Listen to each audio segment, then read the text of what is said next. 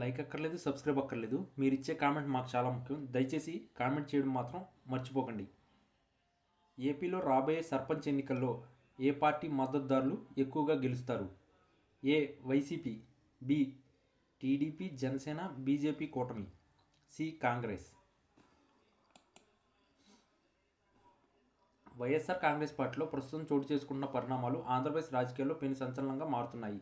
గత ఎన్నికల ఫలితాల తర్వాత పార్టీకి దూరమైన నేతలను తిరిగి సొంత గూటికి ఆహ్వానిస్తూ పార్టీ అధినేత వైఎస్ జగన్మోహన్ రెడ్డి తీసుకున్న నిర్ణయం ఇప్పుడు చర్చనీయాంశమైంది. మళ్ళీ తన పార్టీలోకి వచ్చేయండి అంటూ ఆయన ఇచ్చిన పిలుపు వెనుక బలమైన రాజకీయ వ్యూహం కనిపిస్తుంది. పార్టీ కష్టకాలంలో ఉన్నప్పుడు వెళ్ళిపోయిన వారైనా సరే వ్యక్తిగత విమర్శలు చేయకుండా కేవలం పరిస్థితుల ప్రభావంతో రాజీనామా చేసిన వారిని పట్ల జగన్ సానుకూల ధోరణి ప్రదర్శిస్తున్నట్లు తెలుస్తుంది.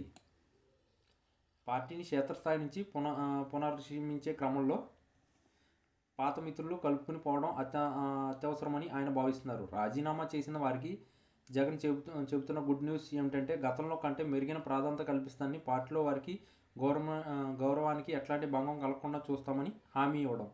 నిజానికి ఎన్నికల ఓటమి తర్వాత వైసీపీ నుంచి అనేక మంది కీలక నేతలు, మాజీ మంత్రులు మరియు ఎమ్మెల్యేలు ఇతర పార్టీల వైపు చూశారు.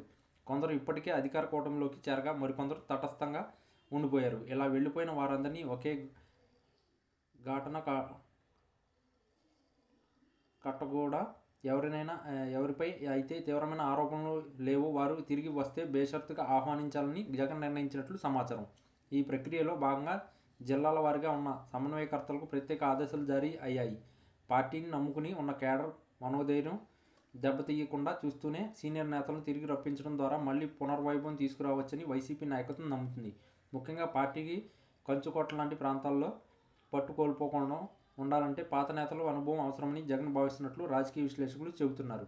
వైఎస్ జగన్ స్వయంగా రంగంలోకి దిగి కొందరు కీలక నేతలతో ఫోన్ ద్వారా టచ్లోకి వెళ్ళినట్లు కూడా ప్రచారం జరుగుతుంది. అధికారం లేనప్పుడు వచ్చే ఇబ్బందులను ఎదుర్కొని నిలబడితే భవిష్యత్తులో రాజకీయంగా మంచి అవకాశాలు ఉంటాయని ఆయన వారిని వివరిస్తున్నట్లు సమాచారం. ఇది కేవలం ఎన్నికల వ్యూహం మాత్రమే కాదు, పార్టీ శ్రేణుల్లో కొత్త ఉత్సాహాన్ని నింపే ప్రయత్నంగా కూడా చూడవచ్చు.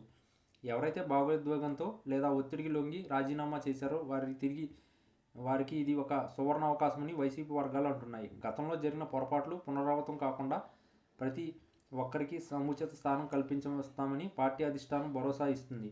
ఈ పిలుపుతో కొందరు నేతలు తిరిగి వైసీపీ బాట పట్టే అవకాశం ఉన్నట్లు కనిపిస్తుంది.